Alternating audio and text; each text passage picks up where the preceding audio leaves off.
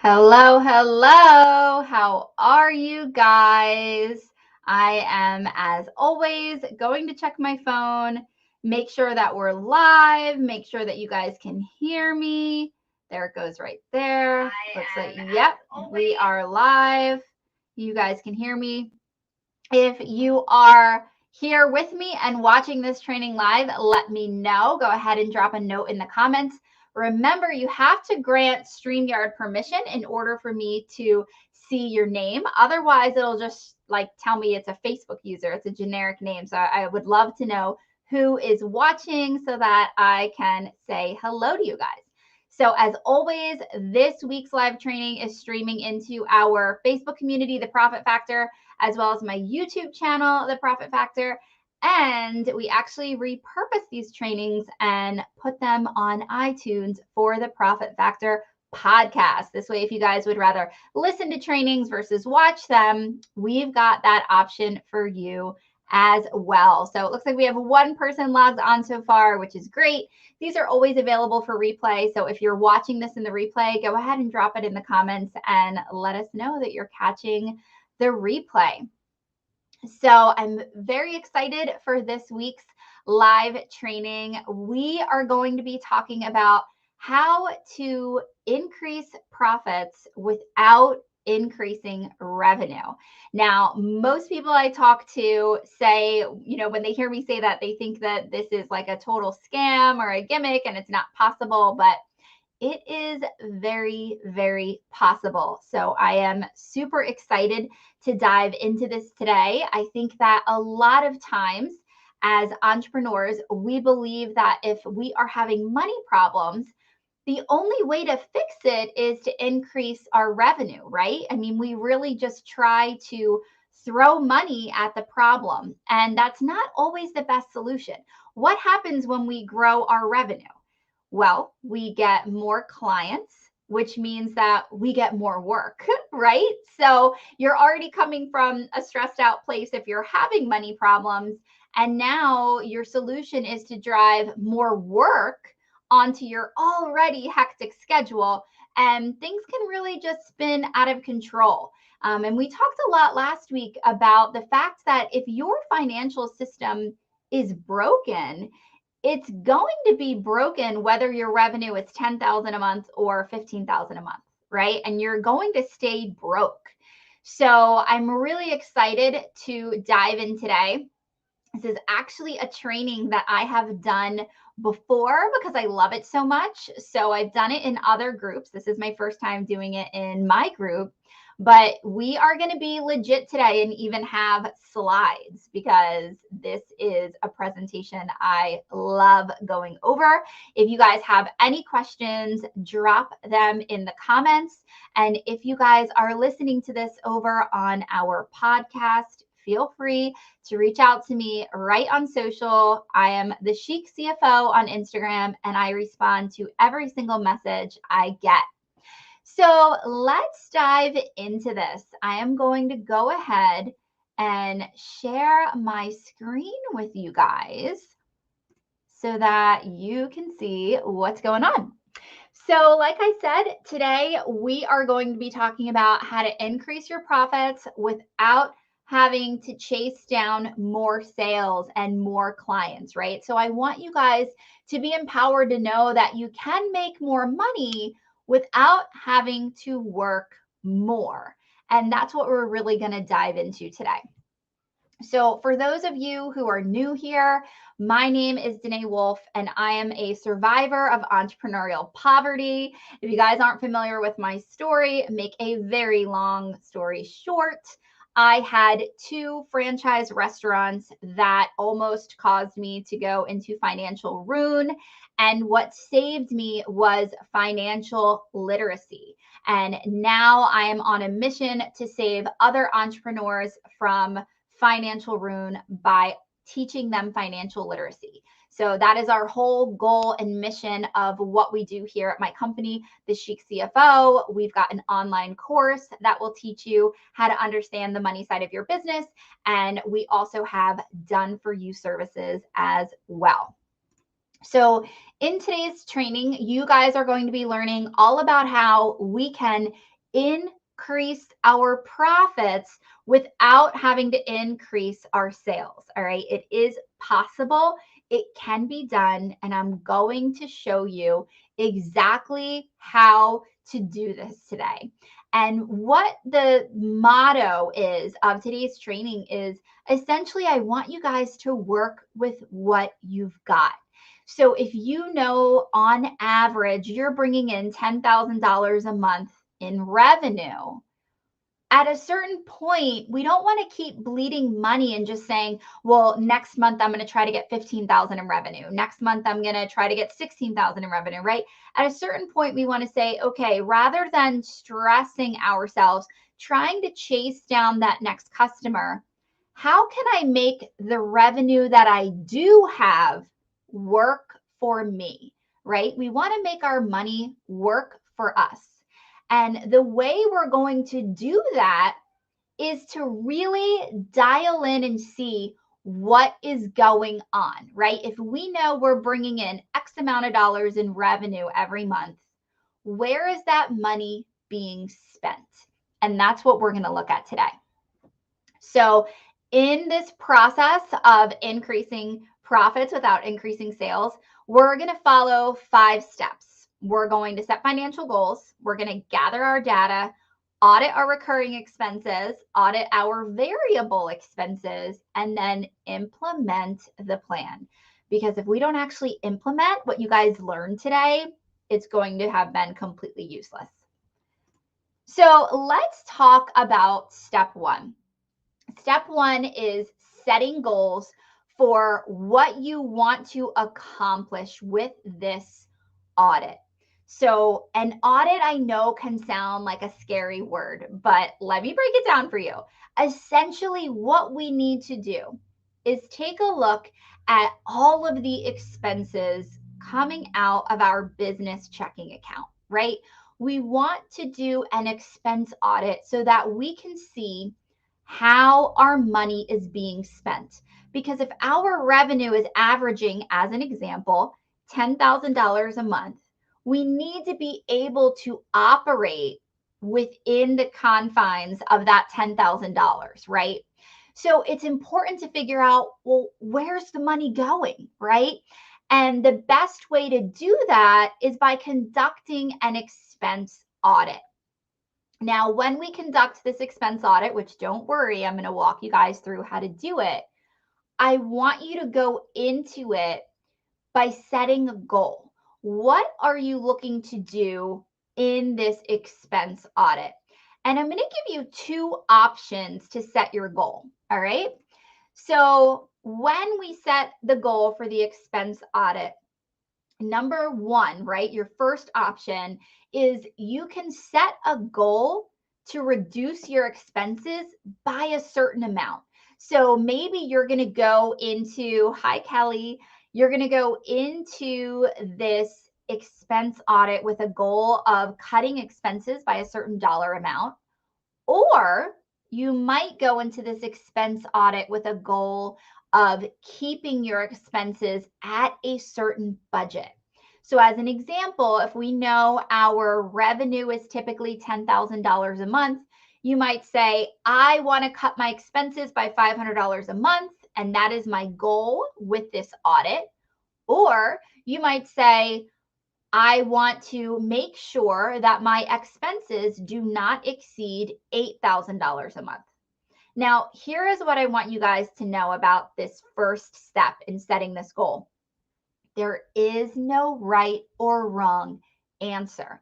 The reason why I give you guys 2 options is because what I have found when it comes to money, right? All of our brains very much operate differently. And money and numbers tend to be something that get many of us creative entrepreneurs very frazzled. And when we're looking at this stuff, we're always going to look at it a little bit differently, right? So I want you guys to choose the option that makes the most sense to you, right? You might say when you're thinking about this, all right, if I have a budget of $8,000 a month. That's how I need to look at it, because a budget is something that very much speaks to you and you understand. Someone else might say, I don't like the word budget. It makes me feel confined. It makes me very uncomfortable. I would rather go into this with a goal of I'm going to cut expenses by a certain dollar amount. So again, no right or wrong answer. This is just an opportunity for you to acknowledge the truth of how you operate and think about money, right? So you're going to choose these options. Remember, our entire goal today is to make sure that we're able to conduct an expense audit, which means we're going to dive deep into how your money is being spent so that we can really take a bird's eye view and say, okay, how can we make this work with the revenue that's coming through the door? So we're changing our perspective. Instead of saying, I'm broke, I need to make more revenue, we're going to say, well, I'm broke, but how can I not be with the money that's currently coming through the door? How can I work with what I've got? That's the goal of today. So I'm going to give you an example here when it comes to setting these financial goals, right? Now, if you are a service provider, all right, I know a lot of you are cleaning companies, okay?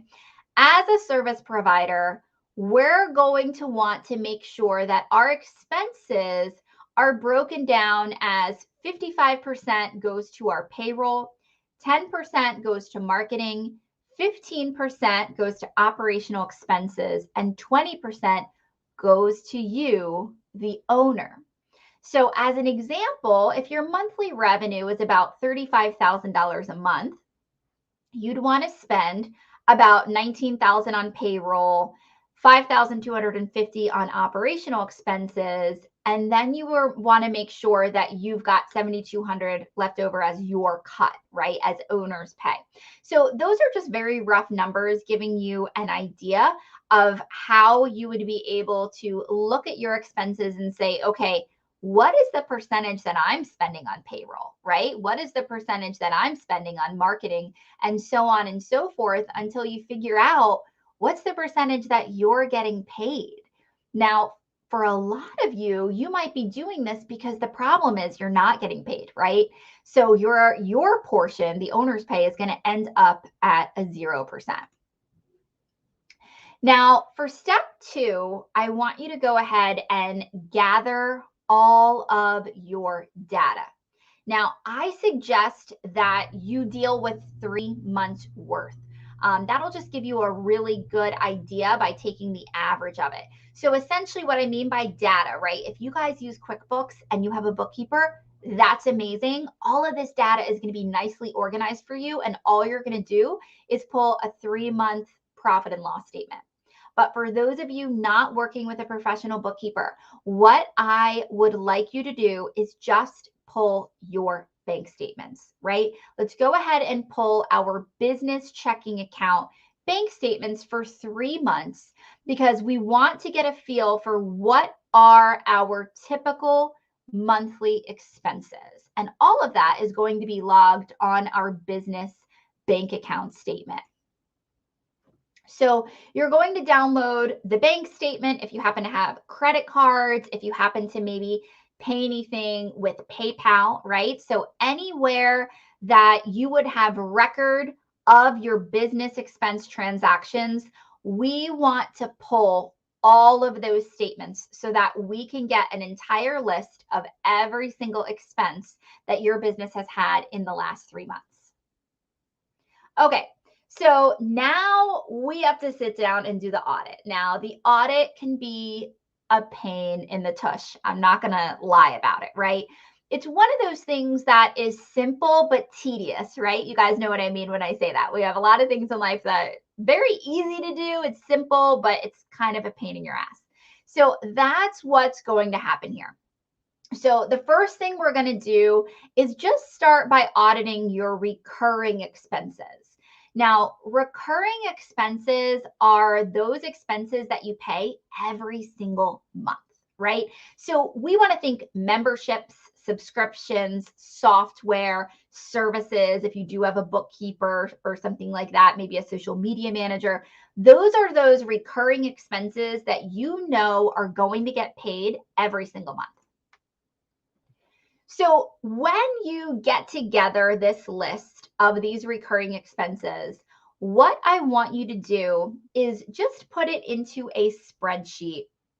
And here is how I want you to categorize them.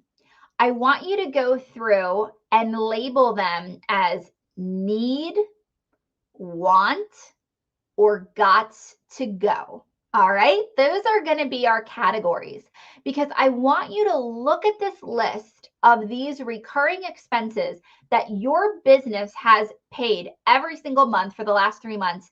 And I want you to Marie Kondo this list. Okay, I want you to say, what is bringing me joy, right? And if it's not, we're going to mark it as gots to go. Now, if it's something you need, right? Maybe it's your point of sale software and that's how your clients schedule their appointments. Well, we need that, right? And then maybe if you take a look at something like a social media scheduler, right? That might not be necessary. You could just schedule it directly on Facebook. So maybe you put that as a want, right? But you want to look at these expenses and think, okay, what are the ones that I absolutely need to run my business? What are the ones that I want because they make my life easier? And then what are those recurring expenses that gots to go? They're just not bringing you joy. They're not helping you. And here's one of my favorite parts about this audit, guys. You're going to definitely find some expenses that you've been paying that you didn't know you were paying. And that's obviously going to be in the gots to go category, but you would be surprised how many things you're going to look and go, oh, I didn't realize I was paying for that. I signed up for a free trial. I didn't realize it converted to me actually paying for it. Or I thought I canceled that. I didn't realize that. Or wait a minute, why was that charge $200 this month? It's only supposed to be $150, right? So looking at this itemized list of all of these expenses, you're going to really have an eye-opening experience. All right. So I'm really excited for you guys to do this. So here's an example. And if you're listening on the podcast, you're not able to see the visual, but essentially what I've got up on the screen is an Excel spreadsheet, right?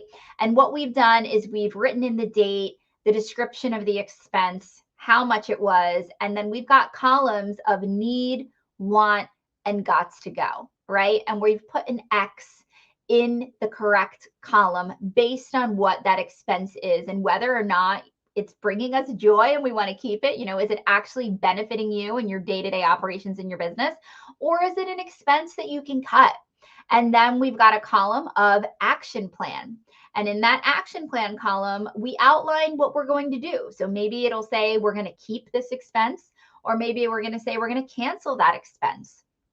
And then over in the final column, we've got a savings column, because if in fact any of these expenses you've chosen to cancel, we now are able to save that amount each and every month. And we want to have that all logged there. Again, guys, this is about taking a very specific approach to analyze your expenses and really think about them, right? Again, this is not something that is difficult. It's just tedious. I mean, what have I asked you guys to do so far? I've asked you to gather all of your statements over the last 3 months that would reflect any expenses you've had. So credit cards, bank statements, PayPal statements, and then get them all into a spreadsheet. All of the ones that you want to keep, you're going to keep in your need or your want, and all of the ones that you don't need, you're going to mark as gots to go, right? So we're really just taking the time to sit down and look at where our money is going. Okay, so as you are auditing your recurring expenses, right? These expenses that are the same each month, I want you to really avoid shiny object syndrome. I'm sure as entrepreneurs, you have all heard of this saying. It is this idea that gets stuck in a lot of the heads of us entrepreneurs that we need the best of the best of the best. And when we hear of a brand new software that has all this amazing capabilities. We rush out and buy it. But we already have our other software that we're using. And even though we're so excited about the new software, the reality is there's a learning curve, right? When you're learning a new software. So now we're paying for the new software. We don't quite know how to use it. So we're keeping our current software and we're paying for that as well. When the reality is our current software is probably working just fine, but we've got that shiny object syndrome where we're like, ooh, this new software is better and cooler. I'm going to go ahead and get that. We really want to be careful not to do that. Now, one of the things that I see happen in a lot of cleaning companies, all right, and I just wanted to go ahead and highlight cleaning companies right now because I know from the information you guys give me when you join our Facebook group, I know that a lot of you own cleaning companies. So I thought it would be pertinent to go ahead and give some cleaning industry specific information right now. One of the or several of the recurring expenses that I see often come in and really cut the profitability of cleaning companies are cars, rent, and support staff. All right, guys, if you have a cleaning company, I'm talking directly to you right now.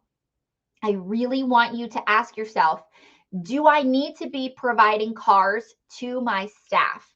Is it a mindset issue that I believe they won't work if I don't provide a car? Or is it really an issue that exists? Because a lot of times I have cleaning company owners say, well, if I don't provide vehicles, I won't be able to get cleaners. And then we get rid of the vehicles and magically they still have cleaners. So I really want you to push yourself on the cars. Now, the cars might be something that you're like, hey, it's a marketing expense. We drive them around town and I know X amount of people buy from us every month because they see that marketing, right?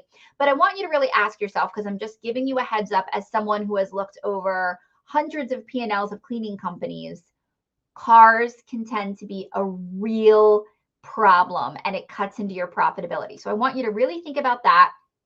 The next thing I want you to think about as a cleaning company is rent, right? Do you really need a facility? Are you able to operate without having that office space? And then support staff, right? Support staff is something where I really see cleaning companies cut into their profitability big time. So I want you to ask yourself, is there a way that my business could be running more efficiently so I don't need as much support staff in the office? So those are the three areas that I want you guys to think about if you are a cleaning company. All right, so step 4, now I want you guys to take a look, go back to those 3 months of statements, and you're going to look at all of the variable expenses. Well, what are variable expenses? Those are expenses that are not happening every single month. So as an example, you might have an expense for Staples, and Staples you don't go to every month, right? Maybe you just happen to run out of computer ink, so you bought some last month, right? Or maybe something broke and you had to go buy a new ring light so you could do your Facebook Live videos, right? That's a one-time expense. It's not something that you're going to see every single month. And the reason why I really want you to dive into these variable expenses is because you would sometimes be surprised to see how much money you're actually spending, right? And if we can gain a grip over these variable expenses, it'll be much easier for you to manage your finances. Because a lot of times what I find in small businesses is we've got the recurring expenses, right? Those are the expenses we did in the last step, the regularly scheduled expenses, so to speak. Those are under control, but we still aren't profitable because every month there seems to be these random expenses that pop up. Those are those variable expenses. And what I want you to do is go through these statements, look at these one-time expenses, and we really want to get them into a category, right? So are we doing a lot of Staples things, which is an office expense, right? Are we purchasing some type of equipment, right? And we really want to look through and try to find a pattern. If you see that you're typically spending $300 a month on office supplies, right? That's a pattern. And we want to look at that and determine How can we lower that? How can we lower that? So as an example, and if you guys are listening in on the podcast, you won't be able to see the visual, but I've simply pulled up an Excel spreadsheet again. And what I've got on here are one-off expenses, right? So a transaction to Staples, a purchase of an online course, right? So in this example, it's a $1,500 one-time cost for an online course. So you want to look at these variable expenses, and you might be surprised to see that maybe your regular recurring expenses each month are $2,000, but you might be spending a couple $1,000s on these one-off expenses, right? So you really want to be able to look at these expenses and identify any type of a pattern so that you can really make smart decisions. You might find, hey, every month I'm investing in some type of an online course and I'm spending, $1,000 here, $1,500 here. And maybe you need to say that your plan of action is you're going to set a strict budget for yourself. And the next time you want to buy an online course, maybe you say, okay, well, I know I can only spend $500 a month on courses. So if I want a course, that's $1,000. I know if I buy it now, I can't buy anything for continuing education next month, right? So that's how you want to look at these things. And guys, I tell you all the time, knowledge is power. Just from going through this audit, right? Actually looking at every single expense, just from doing this, the answers are going to jump off the page at you. All right. You're really going to be able to identify patterns, right? That's one thing that's 100% going to happen. You're going to identify spending habits of yours and see these patterns. Then you're inevitably going to find expenses that are wrong, right? Items that you paid for that you should not have had to pay for. So whether the vendor accidentally charged you, whether you thought you canceled a subscription, but you didn't really do it, right? So you're going to find money that you can shave off of your expenses just from going through this audit. Now, in step 5, what I really want you to do is simply implement, right? Because once you go through this audit, there's going to be a lot of steps you want to take, right? You're probably going to come out of this audit and say, I need to cancel this subscription. I need to cut back the hours that my VA is working. I need to eliminate this software, right? You're going to have sort of a to-do list. So what I want you guys to do in order to make sure that we implement this, I want you to, step 1, on your calendar, I want you guys to schedule time to pull the financial reports, right? Because remember, that was step 1. I want you to pull all of your records that will provide you with the list of all of the expenses your business has paid in the last 3 months. Put it on your calendar. That's step of data gathering, right? The next thing I want you to do is calendar in time to go through the audit. Remember, this is that process of looking at every single expense and asking yourself, do I need this? Do I want it? Or does it gots to go, right? That is what I want you guys to ask yourself. And then you're going to come up with your plan of attack. What softwares are you canceling? Right? What staff members are you able to cut back on by making their job more efficient and therefore allowing them to work less hours, right? These are the action items that you should end the audit with. And then the final step is scheduling in time to your calendar to complete your action items. Because the worst thing that could happen is you take the time to pull all of these bank statements. You take the time to review everything, look at your expenses, and immediately find all of these ways that you are able to save money, but then you don't actually do it. So as an example, you might look at this and say, oh, that software wasn't supposed to be charging me. I need to cancel it. And guess what? 3 months later, you still haven't canceled it. So I am a big believer in getting the time on the calendar so that you can actually do this exercise. Guys, this is how you can increase your profits without having to chase down more customers, right? Which means more work. This is how you're going to make more money without having to work more. It's by doing this expense audit. Now, this video is going to be on my YouTube channel. It's going to be on Apple Podcasts so that you can continue to listen to it as you're going through the process. But feel free to drop any questions you have for me in the comments. I will always respond to you guys. So I hope this was helpful today. And those of you who actually go through and do this expense audit, share your success stories with us, right? Even if you guys go through this and you're able to cut expenses by $200, think about it like this. That is an extra $200 in your pocket without you having to work more. Every dollar counts when it's not directly related to your time, right? Because you might be able to go out and get a new client who maybe pays you $300 a month, but if it took you a lot of hours, that's still having an impact on your day-to-day life and schedule and can lead to that burnout and overwhelm. So I'm giving you guys a very distinct process as how you can make more money without having to work more, which that's the dream, right? That is the dream. So I hope you guys dive deep into this. Let me know of your successes.